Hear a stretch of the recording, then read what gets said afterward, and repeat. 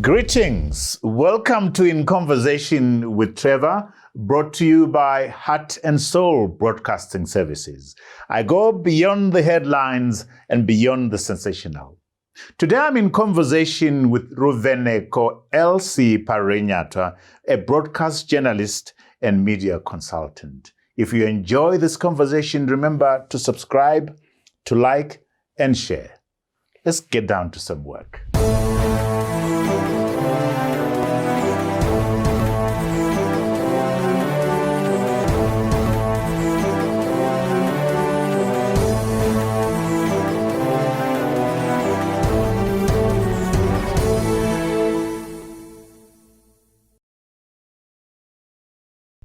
Ruvheneko Parirenyatwa, welcome to In Conversation. Thank you for having me. It's such an honor, and I always applaud anyone who does something consistently and well, and you've done that. Oh, thank you very much. Thank you very much. You know, the thing about this show is that I'm getting to learn a lot of people's middle names, the names that they don't want people to know. Elsie, that's a beautiful name. Thank you very much. It's from my great-grandmother. Yeah. It's my great-grandmother's name, my father's grandmother, from the paternal side, Yeah, so that's where I got that one Secret from. out, people. So I'm inviting you here. I have this picture in my mind. You and I are flying from Johannesburg to Johannesburg. You're sitting with your friend up front and you're giggling. And I'm saying, oh, these kids. But what's been fascinating for me is how this kid that I saw giggling has built this amazing brand. How have you done it? Elsie, wow. Ruvheneko? Yeah, look, the giggling is part of it. You've got to stay happy in life. It keeps you young and it keeps you well. But look, I think the brand has built itself in a lot of ways. Had you asked me on that flight if I knew where the brand was going or if I'd be here today, I probably would have said no. It's not something that I woke up expecting in a lot of ways. And my career has opened doors for me that I didn't even know would open or that would be possible for me. And what I've done with every opportunity is seized it and tried my best to put my best foot forward at every turn and make sure that if I'm in the room, that I'm remembered and that whatever opportunities, whatever privilege, whatever access I'm given, I take it and harness it. So that's how the brand has just progressed from television to online to radio to TV. You know, it's been an evolution, and I've enjoyed every What bit has of it. surprised you about you being where you are now? I think what surprises me is still when people stop me and they say, hi, Ruvheneko. I don't think that ever gets old. I'm sure you can testify that sometimes you're in the most unassuming place, minding your own business, in the most mundane outfit or with family, just doing something so everyday. Then someone stops you and reminds you that, no, people out there know you and people are watching. And people appreciate the work that you've done. So there is a mark that you leave on people when you do this work, as you know. I don't even know whether I should call you Trevor or Mr. Ncube. This call is me awkward. Trevor. You're my child, but call me Trevor. Do you see what I mean?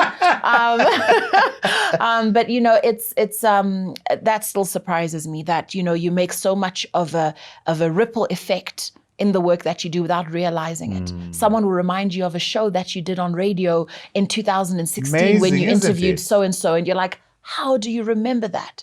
But that's also the magic of radio. It's a type of broadcast platform that captures hearts genuinely. You've got heart and soul. You know what I'm talking about. I'm sure your presenters will tell you that radio has this magic because you don't see each other with your listeners. You don't know who they are, where they are, what they're doing. They don't know your face sometimes, thanks to social media now. You know radio before when you were, younger. You hardly knew what these presenters look like. If you asked your generation, do you know what Peter Jones looked like? A lot of them will say no, because there's just a relationship you build with the voice. And you assume you know the person. So the magic happens. Yeah. The brand builds itself. Yeah. But I want to ask you about the deliberate things you have done to build the brand. So the most important thing, I think, is being true. I have made sure that if I have got nothing to say, I keep quiet. That if I am doing something, I'm doing it in a way that I believe in. You studied journalism, so you know the basic ethics and you know the challenges. Actually. That's what You people didn't. don't know. No. But let's talk about you now. I didn't know that. Let me ask you about you. Well, okay. See how I'm about to turn this? Absolutely. No, let's turn it around. The beauty about having you here is that you are a journalist who can ask this question. So I was never trained in journalism. No I way. have never been to journalism school. This is God using me. Wow. I got appointed to run the Financial Gazette, the premier financial gazette. Fingers.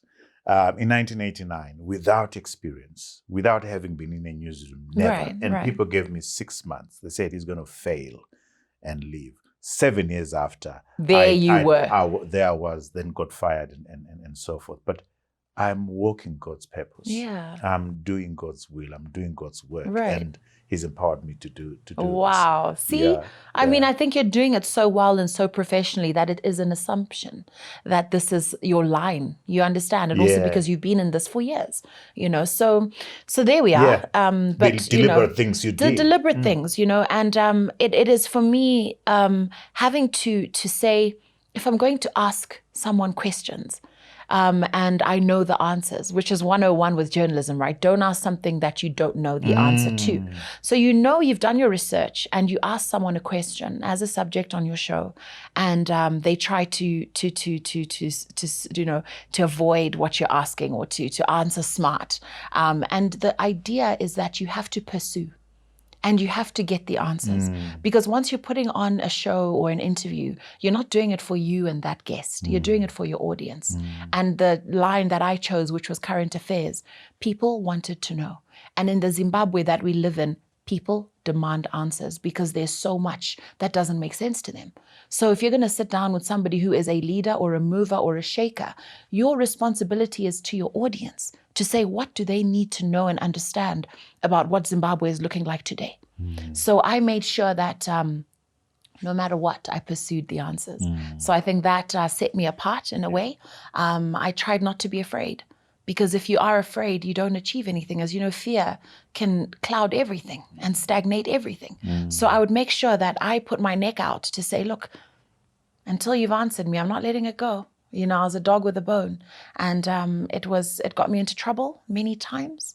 It made people not like you? Yes. Can I make a confession? Yes. I hated you when you did the interview with Nkosana Moyo. Because you asked these questions and I like, why is she going there? What do you mean? Because I liked Nkosana Moyo. I wanted Nkosana Moyo to be my president. And there you were getting in spoiling. Well, he was trying to be the president of my Zimbabwe and everyone's Zimbabwe. And he deserved to be asked the important questions. And now, if you are someone rooting in his corner, I understand how you would have wanted a certain picture to be painted. But I interviewed him and many other candidates who were running that year. And it was an interesting year, you know, and he handled it well. So you were being protective, exactly. but he handled it, okay? Because he's intelligent, you know, and he is those technocrats that people respect.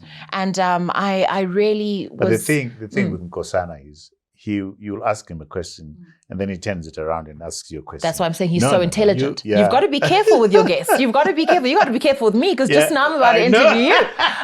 But, so who's been the most difficult person to interview for you? The most difficult. I like you laugh before you're sharing. I'll say the most challenging. Would be there were two. Okay, the most challenging was Honorable Themba Mliswa. Why? Because I often interviewed him in the heat of something he was in the middle of. And you know him when he's passionate about something or something has happened or legislation that he believes in has not been passed. When he's in the middle of trying to achieve something, you don't want him on your show because he gets fired up. And I remember one particular show on Cappy Talk Radio where he walked out of the studio. That's how angry he was. How did that make you feel? You see, I had interviewed him so many times before, so I knew how he gets. but never to that extent. And it made me feel bad because at the end of the day, when you're bringing someone onto your show, they are your guest and you're supposed to treat them well and make them comfortable. And obviously something triggered him, and to a point where he thought he needed to walk out, and he doesn't do that. He doesn't even walk out of Parliament. Now imagine him walking off your set. So that was he's a challenging guest, and also because he has his wits about him. Yeah. And if you do not have someone else on the show, if you're discussing politics with Honorable Mliswa and you don't have someone on the show to rebut or to challenge him, you end up having to play devil's advocate, which is not the way to do journalism. No. So he's a challenging guest because he can go at someone or at a policy, and you can't challenge. So you want to put him in a debate setting where it's him and another guest. So that's one. The other guest who was probably the most difficult was the late Richard Morgan Trangirai. Uh-huh. Why? Because of the time, the time that I interviewed. I remember pleading with my boss at the time when I was still at ZiFM to say, please, can I interview him? Please, can I interview him? And his office had said yes, but it was now getting clearance to continue with that interview, which wasn't so easy. Now you can imagine I was younger. I was probably late 20s by then, and nervous. And this is the first time he had been given a national platform to actually speak. And it was live. You understand? Yeah. The sensitivities around it. So it was a huge responsibility. And to this day, I feel like I might not have done the interview justice, but I'm just glad that I was part of giving him a voice that Zimbabwe had never given him, to be able to speak as an opposition leader live on radio, and say what he needed to say. So that was hard because it's like, if I mess this up, this could be my career gone. So that was a big challenge. I thought you'd say the interview with Tafadzo Msarira, that incident, where, if you recall, I really was upset by the way you were treated over this flag thing. Talk to me about the lessons from that encounter. Look, that one, we ended up in court, as you know, with that issue. It ended up bigger than I realized. So it was my most challenging post-interview, not the actual interview. I wasn't challenged by that. It was what happened afterwards. Look, in summary, I learnt that no matter how strong or tough your guests might be out there, right, politically, they are human. And especially with men, they have egos, they have their positions about certain things. And what happened on that interview was less about me and more about the responsibility I think he was given by the party to defend the party in light of this movement called This Flag with Pastor Ivan Mawarire, who at the time was demanding a following, who was commanding audiences, who had people in the palm of his hands. Okay. And he was on a show with him where naturally he was now the person that no one wanted to listen to and didn't like for ruining Pastor Ivan's platform to speak freely. And, Mr. Msarara was put there, and his responsibility, I think, was to speak against whatever Pastor Ivan was saying, because Pastor Ivan's movement was very clear, and for the ruling party, they had to manage it. And he was the subject chosen to manage a Pastor Ivan Mawarire at that time, at the peak of his season. So it was not an easy responsibility. And Pastor Ivan stood his ground.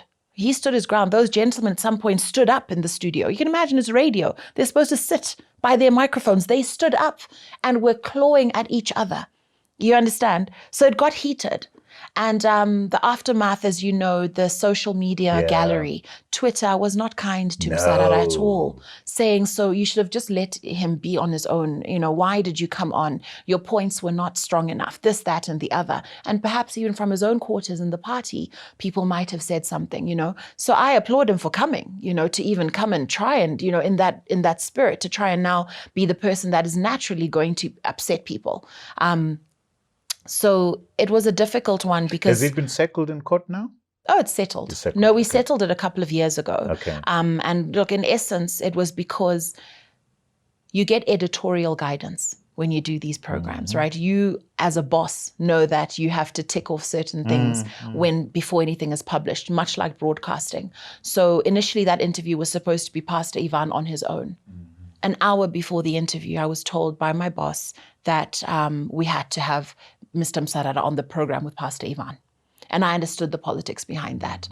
I now had to adjust. I had to also prepare Pastor Ivan, who felt ambushed by me, because I am the person who's called him, right? as the host. Yes, it's not my radio station, but it's my show. And I called him and I made him comfortable and made him believe that it's his platform to come and speak. Then an hour before, he's arrived at the studio, ready for his show. Then he's told, no, it's no longer your stage on your own. You must now share a stage with Mr. Msarara. So I now had to reword my questions. I had to change everything. And Pastor Ivan wanted to leave. He was so upset. I would have left. Yeah, he felt ambushed. You're ambushing me. He said, Ruvheneko, this is not what we discussed. No. This is not what we agreed. I'm not going to stay. And I had to massage that situation. So now the show happened. And after that, Twitter, like I said, was not kind. And not kind to me either, because they thought I was part of the ambush. Meanwhile, I was following instructions as an employee. You understand? Yeah. So what I then did was I indirectly protected myself and said, look, this decision was made.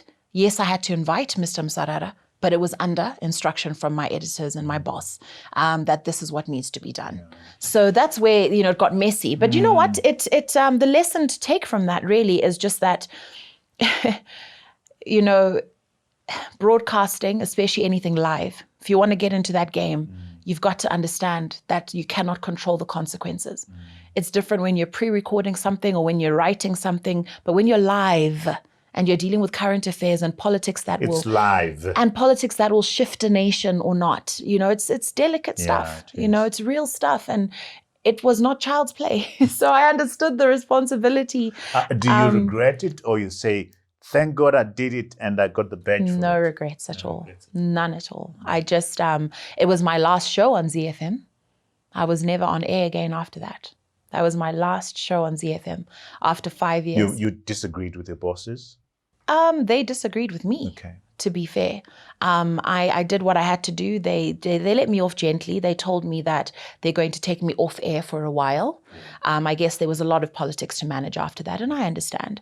But I understood what that meant. So you caused politics at ZiFM? Yeah, no, I didn't. Also, by virtue of just being me, I feel like I am politics sometimes, to be honest with you. I'm going to hold you there. We're going to talk about that. Yeah. Do you feel, when you come back, please don't go away. We're coming back and I'm going to ask Elsie whether she feels she's privileged. And I'm going to ask you about the lessons that you've learned from and painful places that you've been with your life. So please don't go away. Join you on the other side. You have to pivot. You have to pivot. Never fall. Never let anything push you over. Imagine getting free access to the Newsday, the Standard, the Zimbabwe Independent, and the Weekly Digest for a full month. Well, you can, and all you need to do is download the Newsday e-reader app on Google Play Store or scan the Newsday QR code in any of the AMH print publications and start enjoying the quality content. Usasarirewe, famba ne time, famba ne chokwadi, famba ne e-paper.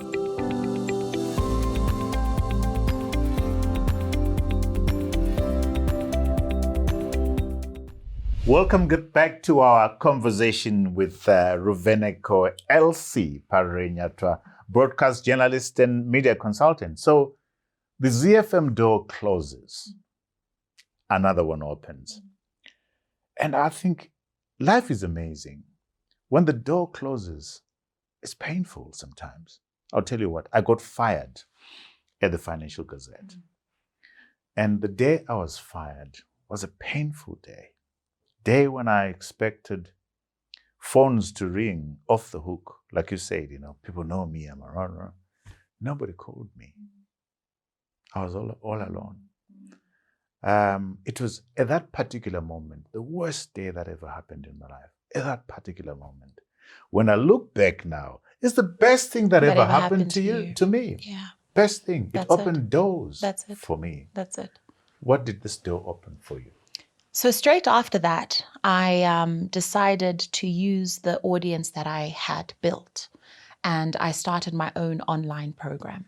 And so I'm going to hold you because this is very exciting. Okay. So you hadn't thought about this? No. Amazing, isn't it? No. So not at this all. door closes. Another one opens to say, gee, look what I've done. And it was within months. It was so successive. It was quick.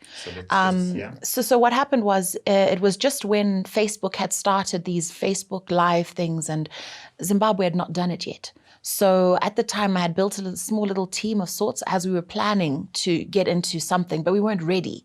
And then, as always is the case, there was some social media stuff happening, and one of the subjects phoned me and said, Ruvheneko, we've been speaking with my team, and we want you to interview me. I said, but I'm not doing a show right now. I've got no platform.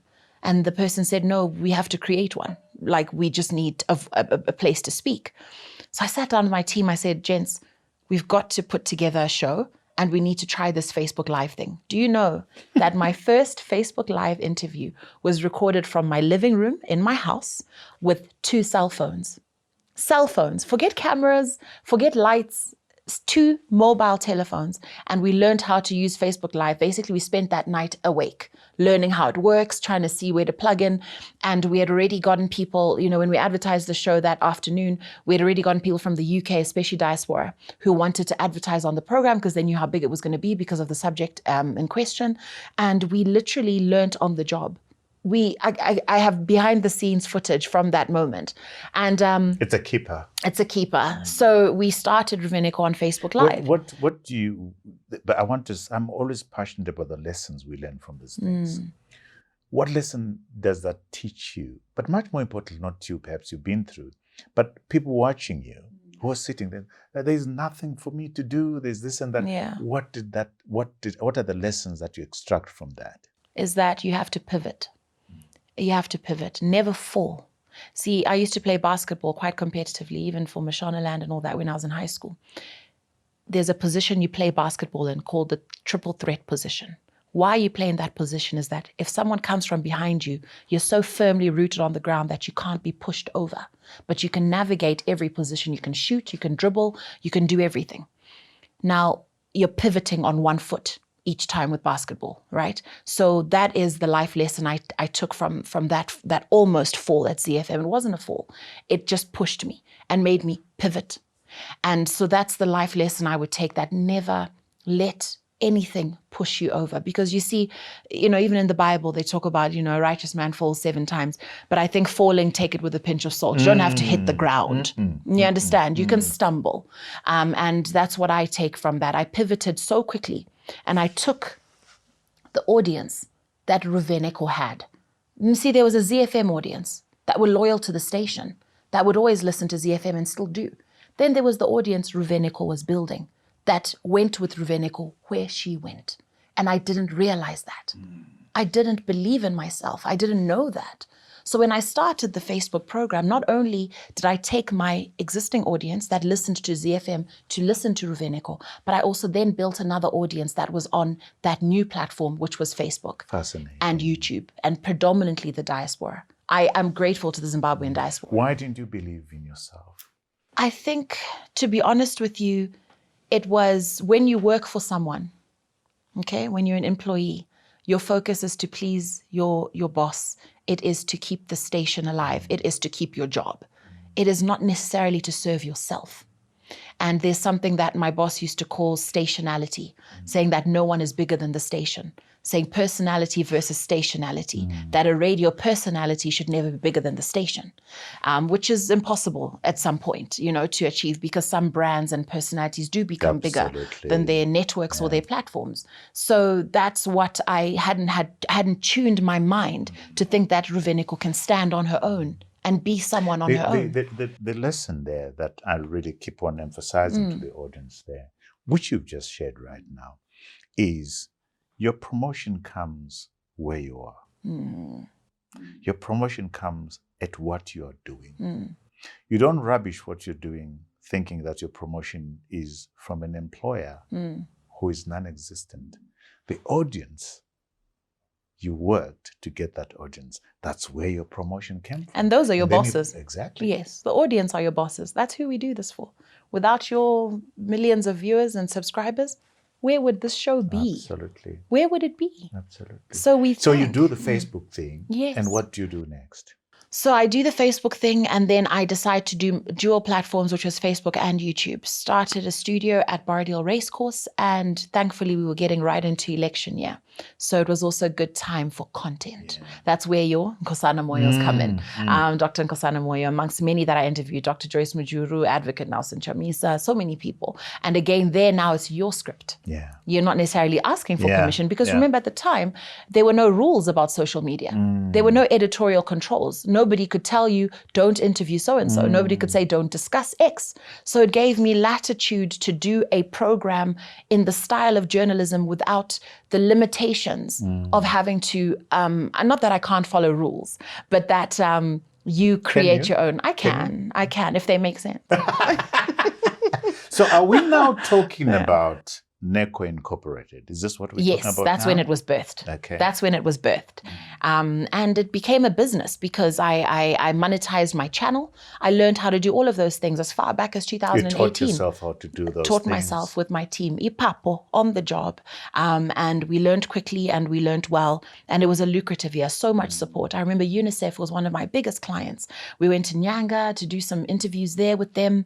And the show just birthed a life of its own. What were the difficult things that you encountered in putting up Neko Incorporated? What were the challenges? Could be financially, could be market and so forth. Do you recall? Well, to be fair, I'd never run my own gig. So that was the challenge, right? Being a boss where people at the end of the month are waiting for their salary from you. It was a lot of growing up and a lot of discipline and a lot of learning how to motivate a team. Because as you know, with media and industry, you've got to be friends with your cameraman, okay? Because he's in charge of your image and your angles. I'm watching you. I'm watching you. And so, you learn how to manage people and you learn how to market.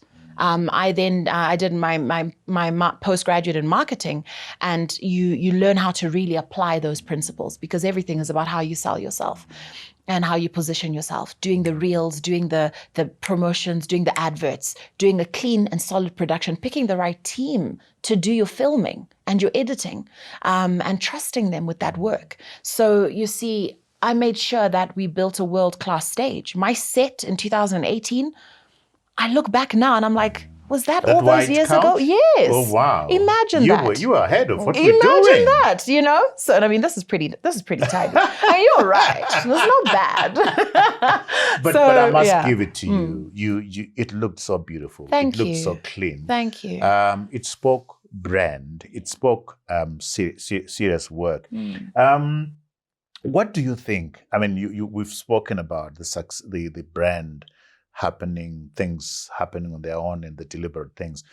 When it comes to Neko Incorporated, what do you think are the success factors? Somebody listening to you, watching now and saying, I want to do what she's done. What would you think are the success factors? You see, it would be growing outside of Zimbabwe. People often talk about role models and all of that and, where do you draw your inspiration from? And I've always looked in Zimbabwe, yes, but also outside because you've got to look at what you aspire to. So for success for Neko Incorporated as a company and for what it has done to the Ruvheneko brand, it would be the international stages. That for me is success, especially in this industry, because your audience is international. Once you're online, as you always say, I've heard one of your shows, you said, to my audience in Zimbabwe, internationally and globally, you know what I mean?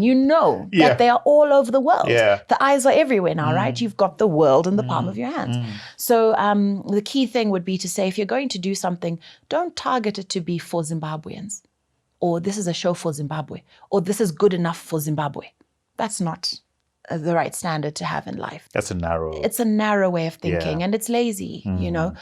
Everything you do now must be able to be recognized and stand next to an international podcast, an international show where the editing, the sound quality, the lighting must fit in, that when someone presses play, it shouldn't say, oh, that's pretty good, that's Zim, we can tell.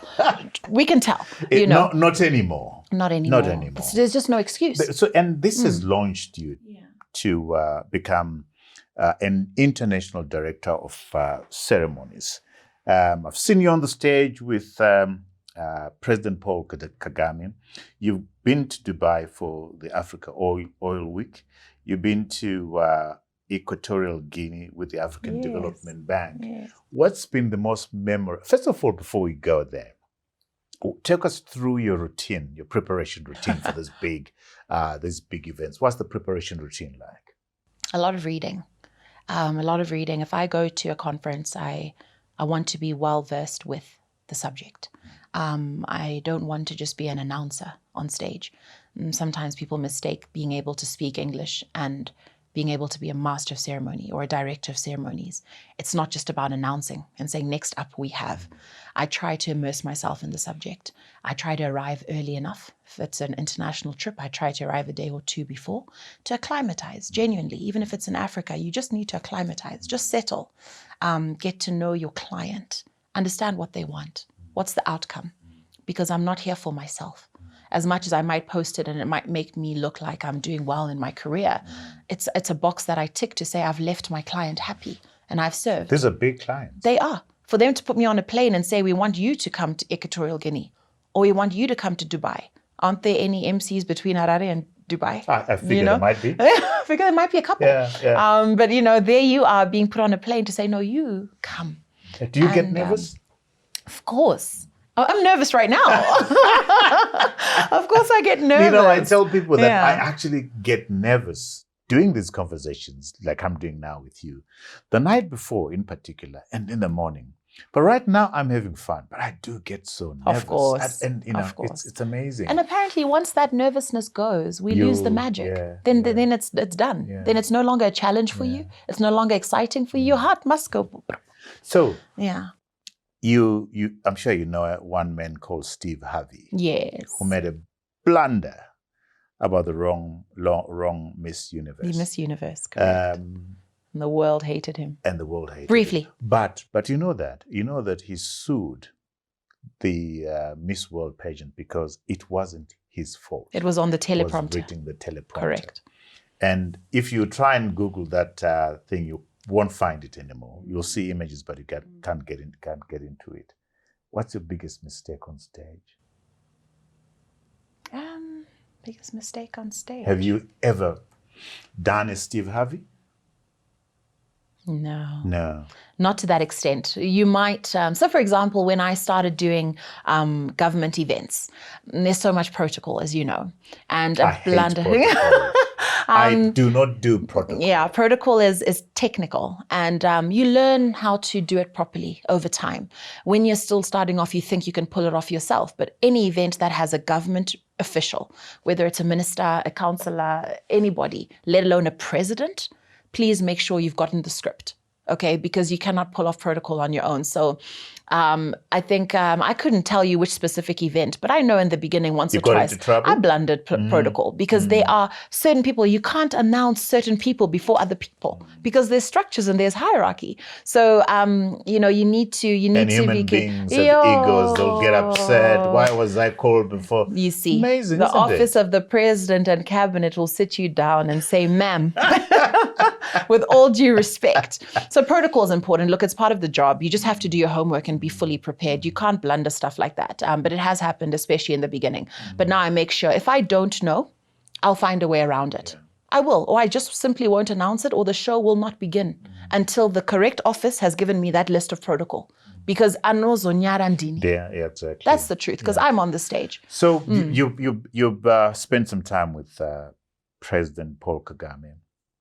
I spent some time with Paul Kagame, and I thought, this would be an occasion for me to throw in one nugget that President Kagame shared with us. I went to Rwanda, Kigali, with the YPO, Young Presidents Organizations, and we sat with him, 20 or so of us. Right. And I asked him, I said, and I'd spent a day in Kigali, and before we went to see the gorillas out in the mountains, and I was impressed. I'd heard people saying Kigali is clean. That's the trip you met Ken Sharp. Yes, that's when I met Ken Sharp. Yeah. I didn't know it was that clean. So in the room, I said, Mr. President, I can't keep my backyard as clean as Kigali is. How do you do it? And his answer, roughly put, was, if the mind is not clean, if your surroundings are not clean, that's why we end up that's why we end up being comfortable with corruption. Because it starts from the mind, a clean mind and everything else. And I listened to the man talk, and my regard for him just went up. Any nuggets that Paul Kagame shared with you? Look, yeah, many. There's so many. So many. You see, one of the ones he said was at the Africa Youth Connect Africa conference. And he said, we all know the saying, if you want to go far, go together. If you want to go fast, go alone. But he edited it and said, well, why not go far and fast together as Africans? And that's what young people want to hear, because no one really wants to take too much from old sayings, because we have to modernize everything. And that one for me resonated because, you see, we do have to play catch up as Africa. We don't have a lot of time, before we're completely redundant in so many ways and keep getting our resources stolen from us. We need to move fast and we need to move together. So I liked that, because for me, it summarized our journey and where we're at and where we need to go and how we need to get there. So I like that one. You're passionate about the girl child. I am. Yeah. I've sensed a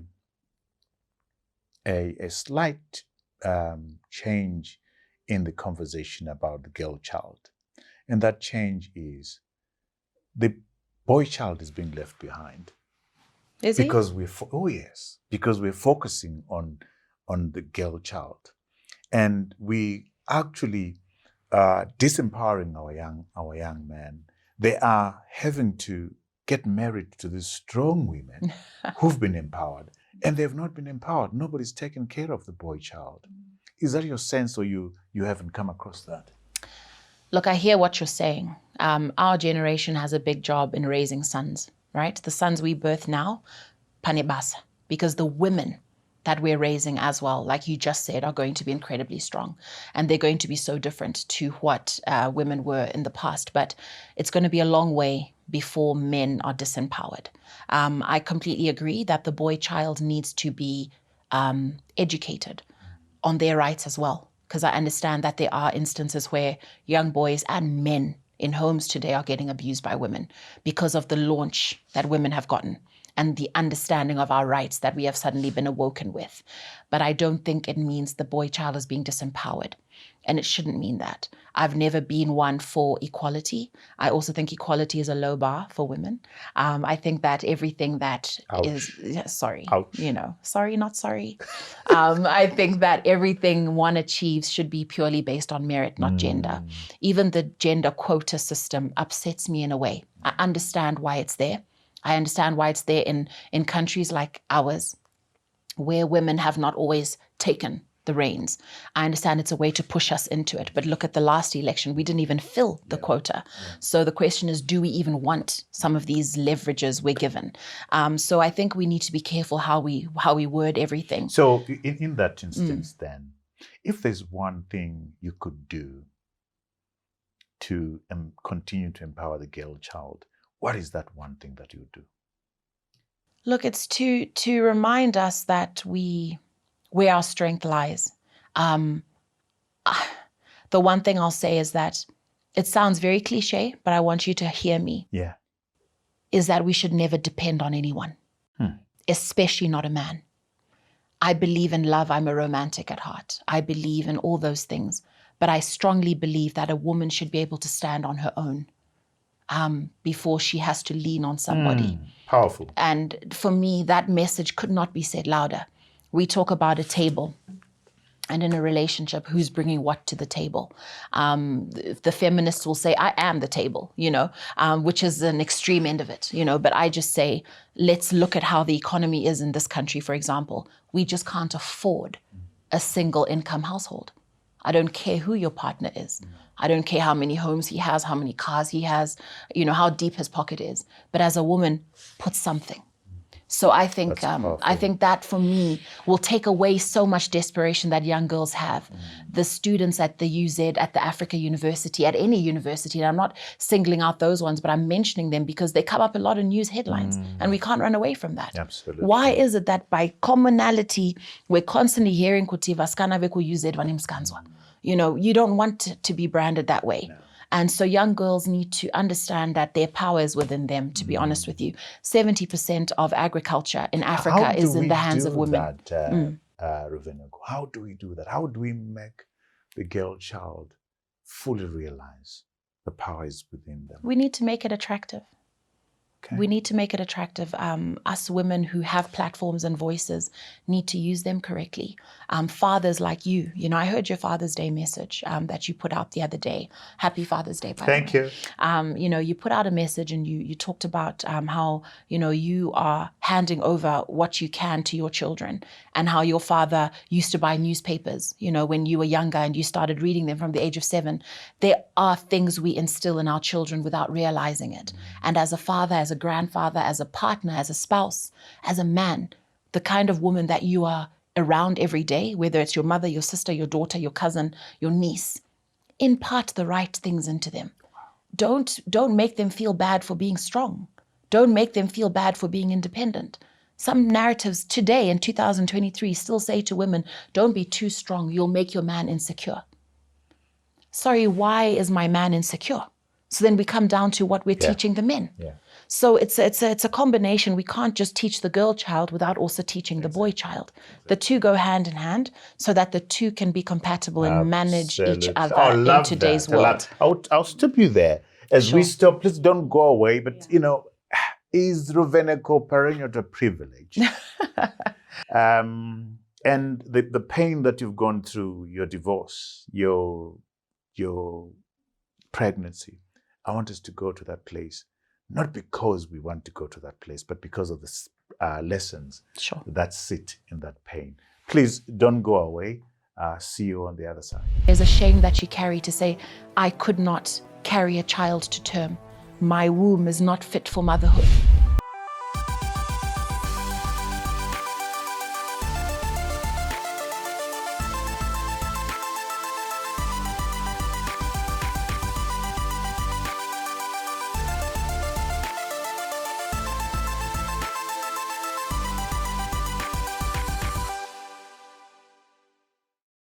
Welcome back to our conversation with Ruvheneko LC Parirenyatwa, broadcaster and media consultant. Parirenyatwa, David Parirenyatwa's daughter. And I've seen a lot of people say you're privileged. And I have my views about that. Because I don't think you raised up your hand and said, hey, I want to be David Parirenyatwa's daughter. Talk to me about that. And I think this is one issue where I have very strong views about people that use the term privilege to rubbish other people. I think it's a sign of insecurity somehow. I don't know where it comes from. But answer my question. Do you feel privileged? How do you deal with people that say you're privileged? Sure. I've heard that too a lot. And like you said, you don't write an application letter to say, I would like to be born to. But if you could, I still would. I love my parents. They're the best that God could have given me. Now, I can't talk about privilege or legacy without talking about my father and his father. I come from a family that has a line of successive. And you didn't choose. I didn't choose that. I've got my grandfather, the late Dr. Samuel Tichafa Parirenyatwa, who our biggest referral hospital is named after for being the first Black doctor in Zimbabwe. And if there's anyone I wish I could have met, it's him. If there's anyone who's a role model to me, having died at 36 and achieved so much, and also had so many children, is somebody who I wish I could have met and sat down with. Now he left a name for our family. And anyone in our family can step into his light. Now my father stepped into his father's light and continued in medicine and had a career in medicine, then a career in politics. And I, with the same name, stepped into the same light because you have a known name. So when you knock on a door, there's familiarity. Is that the privilege? Perhaps. But you see, you knock on a door and it's opened for you because you carry this name that people are familiar with. And they liked your grandfather or they like your dad. They open it, but it's up to me now to stay in that room. That's not privilege. That's where my own work comes in. That's where going to school as I did is important. When I was at UCT studying journalism, I didn't know how far my career would go. But I did it because I loved it. And my passion and purpose met. And I've worked to make sure that everything I do, if I was still in medicine as well, you could say maybe I'm literally taking on from, that chain, but I went into media, which is worlds apart from anything medical. Yes, I've staged conferences that are health related. Last year I was in Kigali for CPHIA, which is a huge health conference. But my point is, the privilege I think that I have is that I have access, I have opportunity. And I can't take away the fact that, like many people whom were my peers in school, from junior school to high school to university, they were all privileged as well. If you compare us to each one of us has on a some global privilege. scale, right? Yeah. I mean, we are all privileged. So but Ruve, my father was a domestic worker. My mother was a domestic worker. I've worked hard for everything I've got. Worked so hard that my kids, have been are blessed. privileged. Okay, so are they privileged? I mean, a whole lot of nonsense. I think we should push back on that. And so this is where I have a problem with wokeism. People starting to woke, and anything that's positive is negative because, I think you've dealt with that very well. So let's go to another place. People don't understand the pain that I carry because they see me on the screen. See me in this jacket. They think you're okay. They think I'm okay. I'm not okay. No, you can't possibly have problems. No. What? You and your blue jacket. But I have issues that I'm dealing with. I have problems that I'm dealing with. But people think, no, he's okay. He's privileged. You've endured quite a lot. Perhaps the first thing being your pregnancy. And losing your twins. I want you to share with our viewers the lessons from that. I don't want the details. What are the lessons from that painful experience? The first lesson is that not everyone's happy for you. Not everyone's happy for you. And the second lesson is that protect beautiful things, because people ruin beautiful things. Just keep quiet. Do you regret having shared that you're pregnant on social media? Yes and no. Yes, because it didn't serve me long term to have shared it. And no, because my story opened up for so many women to reach out and to talk about something that otherwise is never talked about. In Shona, there's a saying, "Usafukure hapwa." That's one of those things. A miscarriage or losing your children. Mine, I don't call it a miscarriage because I delivered. They were alive at birth. So we can't call that a miscarriage, right? I lost my babies. It's a completely different experience. There was no blood, and then suddenly they were gone and I didn't interact with them. I held them breathing. So it's a loss. And a lot of women reached out and we have connected on a level that we never would have before. And I don't talk about women on social media only. People in my own circle, friends, family, who I never knew went through that, were like, Ruvheneko, me too. Ruvheneko, oh my gosh, 6 times. Ruvheneko, 3 times. How did you cope with it? Point number 1. Point number 2, what would you say to somebody who's battling privately right now and they're listening to you? She's mad, look at her. She's okay. What would you say to them? I would say that don't try and heal on your own. You have to find a way to heal. I don't believe in keeping quiet about stuff like that. I don't know why our culture says you shouldn't talk about losing a child. Our culture also tells you shouldn't grieve or cry when you've lost a baby. Something mythical about how it means Alzojara. There's so many rules and T's and C's that our culture has that I need to question our ancestors about. But you know what? Here we are. So I would tell anybody going through this that they are professionals, but they're also friends and family that you can reach out to.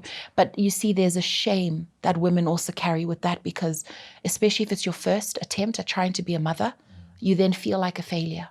So there's a shame that you carry to say, I could not carry a child to term. My womb is not fit for motherhood. So you also don't want to talk about that publicly because so there is something that stops women from speaking about it freely because there is a stigma. So that's something that women need to understand, that you're not a failure. It is not your fault. Well, at this moment, we're going to play a clip from Langa Sibanda, who shared her experience of battling with falling pregnant and the way that she was treated, because that your story sort of meets somewhere. So you're not alone. There's a lot of people that have experienced this. So we'll play that clip, sure. Yeah. I think my family is quiet about it, and that makes it okay. But I've heard people passing statements that how can Langa still looks like this, she's got this great body because she can't have children. And to me, that's painful. And I always say to people, because you didn't decide. I didn't decide this. And I've had miscarriages. I've done IVF, which is quite traumatic and invasive, really, jabbing yourself every day to try and do this. And I remember my mom saying to me, Langa, at some point, you just got to stop because you will kill yourself trying to do this. And I remember saying to my mom, you say that confidently because you have your 5 children. I don't, so you may not understand me. And then, and the fact that sometimes when women say there's nothing more painful than giving birth, I will beg to differ and say there's nothing more painful than actually not having one. So it's a journey that I've had to go through, accept, and say to myself, maybe there's a reason God didn't do that, give me the children. Maybe He would have given me a child that I won't be able to look after. But the ones that I have, that I, and I joke to people that I know I'm too posh to push, so I've got my children that I didn't even have to carry. So I play with it, but it is painful. It's a journey that has taken long for me to accept, but it's a journey that has also put me in a situation that I have this empathy and compassion towards a lot of issues that other people may just brush over or don't think it's important, but to me it is. So yeah, there's a lot that has happened within my life that makes me stronger, gives me more love, because to love a child that you didn't carry and love it like yours, there's no greater love. That's beautiful. That is a blessing. There's no greater love. That is our society is at the moment unforgiving. Yes. When it comes to that. Yeah. Both men and women. Oh yeah. It's a very ugly space. It is. But you can also I think you can only understand, because some people have said to me, oh, especially when I was younger, they'll be like, oh, one day you will just relax, just this. And I'm thinking it's easier to say that because you have not walked in my shoes. You have no idea how much pressure maybe I put to myself. Because I look at it sometimes and I say, what sort of a child would I have had? Would she have been another tall giraffe or not? I will never know. But then I have nieces. I've got nieces who look like me. And that gives me joy. And I'm like, wow, how come Dumi's child, for example, looks like me? And some of her attributes and traits are so much like me. So I am blessed enough to have that around me. Are you comfortable without space now? Because at a certain age, even if you wanted, you wouldn't be able to. Exactly. No, I am. I am. And I think my daughter, Nancy, sort of covered that gap without even her realizing. And I've been writing about it because I'm just sort of writing my book. And I talk about it a lot. But I say to myself, the fact that she called me mom and she called her mother by her first name, there must have been a reason. It prepared us to be okay. So my daughter, my grandchildren, we are very comfortable. I love them dearly. And yes, there was a time when I saw another child or when I see a pregnant woman, I'll be like, oh my God. But one thing that I've been proud of is the fact that God gave me the strength to move on. I'm not bitter. Yeah, there's also Aisha Sise. Yeah. Yeah, who's gone and done that. She's gone public about it. She has. She's gone public about she has. that. She but has. You're okay now. Look, I have my days. Yeah. I have my days. He has his ways. But you see, it's there'll always be constant reminders and triggers and the what ifs. How old would they be now? What would they look like? All of that. And the constant, the most painful one is, did I do something wrong as a woman? You look at your behavior during your pregnancy. You look at what you ate, what you did, what you didn't do. Did you listen to your doctors? You know, in my case, I had fibroids. You know, that's something that a lot of women in their 30s deal with. And a strong message I'll also give to women, while we talk about the strong women and empowering our young girls, let's not be over-empowered to a point where we're trying to have children in our late 30s. I think that it's dangerous.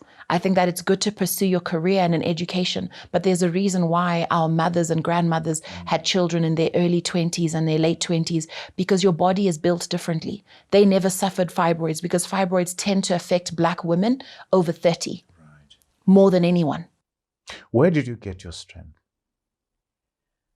From my pain. Yeah, I've been through a lot in my life. But the voices I hear in my head would be from my father, from my mother. My mother's a woman of faith and raised me in that. And it would be just that grounding, that at the end of the day, what you go through. You see, Christianity is challenged by so many people. If you look at it plainly, it makes a lot of sense. If you use your mind too much, you'll be like, you know. But you see, the simple message with Christianity is that very few things are in your control. So when you realize that, and you ask yourself something as painful as, you know, the simple question I ask God is, what did you need my babies for? Why did you take them? What do you need babies for in heaven? You then realize that God will not always answer your questions immediately, but my strength comes from knowing that it was not in my control and that there is a lesson that is still to come. What I do with that, whether it'll be a book, whether it'll be something, I still haven't brought myself to talk about the ordeal publicly because it was that painful. So I think we still are walking the journey, and you know, it's not going to be easy for many women to reach a place where we can speak in a safe space about it. So the burden of having a profile such as yours is that your problems are public. But your problems and your challenges and your pain points are the pain points that a lot of other people experience. The burden that also comes with that is, I think, the ability to share the lessons. And one pain that you've experienced is divorce, which has been made public. And again, for me, I don't want the details. Nobody should be interested in the details. But what are the lessons from that experience? You see, no one goes into a marriage expecting it'll end. At least I hope not, especially from a Christian basis. However, there's a sermon I listened to once that said, you want to bring God into your problems in your relationship when you've already made decisions for yourself. You want to ask God to heal your marriage when you chose that husband for yourself. Did you ask God before you said yes to that man? Or before you made that girl pregnant? Did you call God into that room before you made that human decision?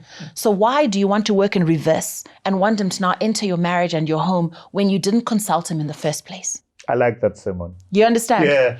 So with divorce, you have to be strong to do it, because our culture also doesn't condone it. There will be every single family member telling you, let's pray, let's fast, go for counseling, gatite matare. They will have all kinds of ways to get you to stay together. And I applaud our families for being homemakers. They're not home wreckers. Our African culture, they'll sooner allow a man to have 4 wives before they say divorce, okay? And I understand the foundations of that. I have my issues with it, but I understand it. So anybody considering divorce, especially as a young woman who wants to initiate the divorce, because again, remember, our culture teaches us that a man is the one who ends a marriage, because women don't do that. So our culture is not kind to divorce. So my thinking with that and advice would be certain that you want it to be over, because you have to be very strong to see it through, especially if you're also part of a church, because the church is also going to counsel you to stay together. So look, it was not easy going through the divorce for the reasons why I divorced. Again, even reconciling with those. I have since forgiven my ex-husband. I have no problems with him. He has gone on with his life, and I'm happy that he has.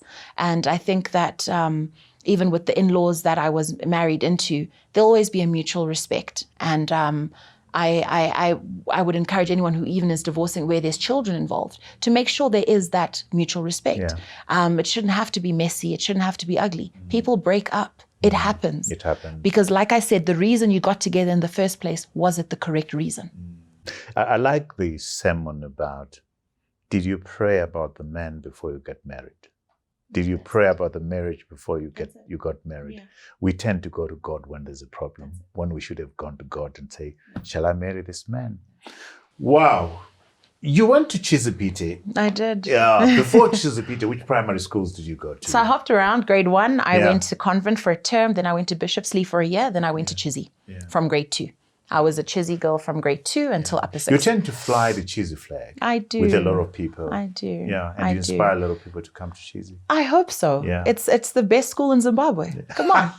Simple facts. I mean, let's continue. And then UCT? UCT, brilliant as well. Happy I went there. I chose not to go outside. I could have. My parents have given me an opportunity to go outside of Africa, but I chose UCT and I'm glad I did. Cape Town itself as a city is so cosmopolitan. Even on the campus of UCT, you don't feel like you're in Africa. It's so diverse, so multicultural. And the city, like I said, is stunningly beautiful. Oh, it's a beautiful city. You know? And tell me, why media? Where did that influence come from? Your father is a doctor? Yeah. Where did that come from? It came from my mum. My mum and I used to watch the Oprah Winfrey Show throughout, high school. And my grandmother, bless her soul, Gogom Kwananzi, my dad's mum, she used to tell me that I read so fluently. I used to do my reading to her. When Gogo comes over to visit, I used to do my reading to her when I was in primary school. I don't even know if I could ask her this one day. Did she think, so the one day I'm doing my reading, she says, you speak so well. I want you to phone ZBC and tell them you want to be a newsreader.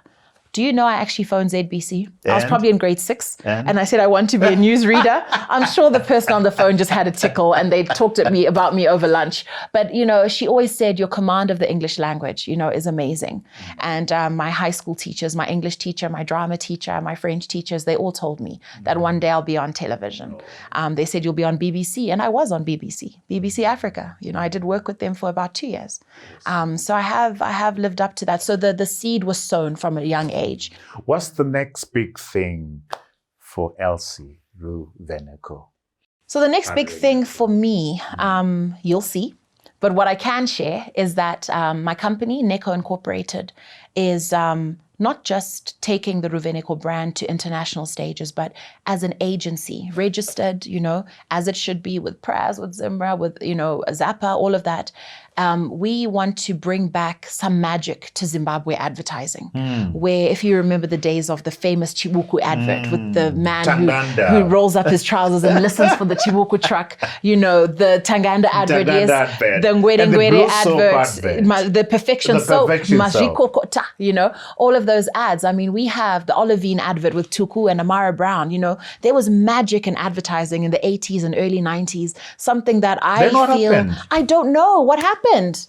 What happened? Are you looking at me? Yes, I am. Okay. Because you are the generation above me who should have kept that going. So you're bringing it back. We want to bring it back. Yeah. So I have that company registered, and I hope that we can start with the companies we're working with already. We've got a big conference coming up at the end of the year with one of my clients. We've got a huge media campaigning we're running for another client, and they want to bring that magic back. And I'm happy to be able to put my mind into that kind of advertising, because corporates have money, but sometimes they get lazy campaigns, and there's nothing magical. If I asked you in the last 5 years, what's the most memorable advert? No. Do you understand? None. How can we be talking about those ads from that far back? Remember the Bubblegummers advert, the Toughies advert with the rhino. It's what my answer to that is going to be. I'm sad to say this, but we've allowed mediocrity in our country all across. Okay. There's little effort that's put by the banks, by the lawyers, by the doctors. I'm sorry. We are so comfortable with the mediocrity. And it's about time that we step it up. I'm delighted that you're coming back to do that.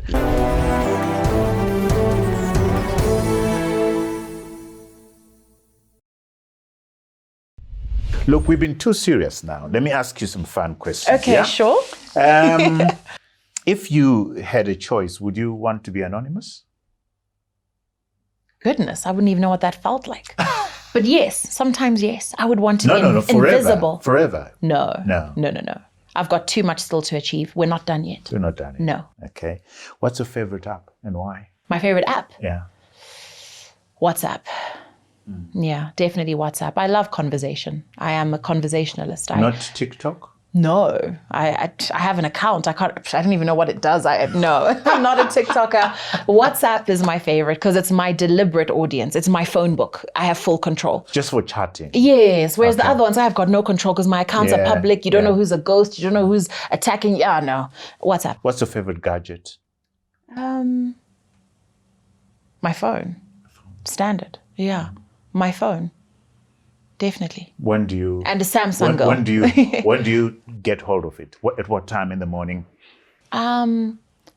So I'm always deliberate to make sure that my first moments are not on my phone, but it will be first thing. And honestly, even if it's just to check the time, I can check the time and keep it locked.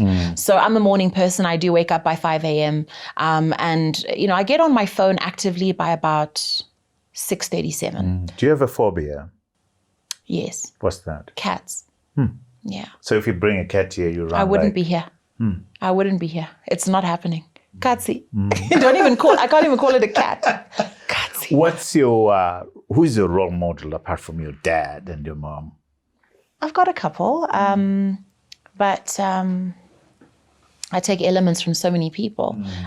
In the media space and in my career, it would be Oprah Winfrey. No one has done it better than her. Nobody, in my eyes.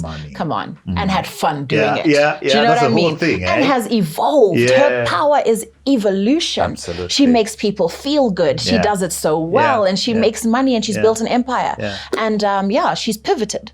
Yeah, she got fired and hired and all that, and she found her own space.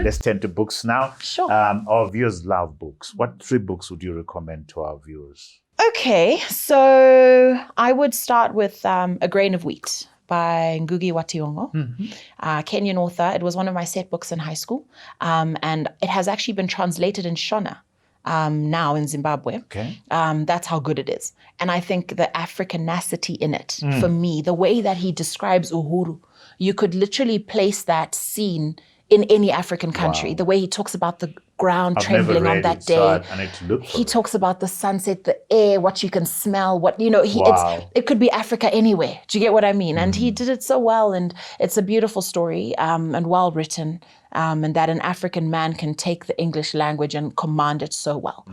So that's one. The second would be a trilogy by an author called Francine Rivers. Yes. So it's a trilogy. It's called The Mark of the Lion, set in the Roman Empire. I'm such a historian at heart. I don't live in this era. I think I was born in the wrong time. I do. God and I need to have a conversation. But I'm obsessed with that Roman Empire, the gladiators, that whole time. And so it's a love story based on faith as well, Christian faith. So I love the idea of the love story. I love the Roman Empire, the gladiators and everything. My favorite movie is actually The Gladiator. And it's a beautiful love story. 3-part series, definitely a must read. Fiction, but based on facts. Beautiful. Third book? Third book, the Bible. I'll say no more. Wow. Yeah. Wow, that's beautiful. That's beautiful. Well, I've enjoyed this. I have I've too. enjoyed this. Thank you so Thank much. you. Thank you so what a much. delight to be on the famous show and conversation Thank you. with Trevor. It's been amazing. But Yeah. for me, what's been profitable for me is watching you grow to that little Giggly girl on the plane. to this brand. Thank you. Well done. Thank you. Keep up the energy. Will do. Keep up the authenticity. You cannot fake authenticity. Yeah, you can't. So keep it up. No, you can't. We love what you do. Thank We you. watch what you do. We're wishing you all the very best. Majita. All right. Appreciate it, and God bless you, and may you continue to flourish. And this program is, it's going to take Zimbabweans to places they never thought they could be. Thank you. I've seen the Africa, people you've Africa, interviewed. yeah. Africans. You have given women, men. I've enjoyed Thank your you. conversations. Thank you very much, Ruvheneko LC Parirenyatwa. Yes. Thank you so much. You've been in conversation with Trevor. Allow me to wrap up his show. He didn't expect this, did he? So you have been watching Conversations with Trevor. If you liked this conversations, don't forget to like, subscribe, and share.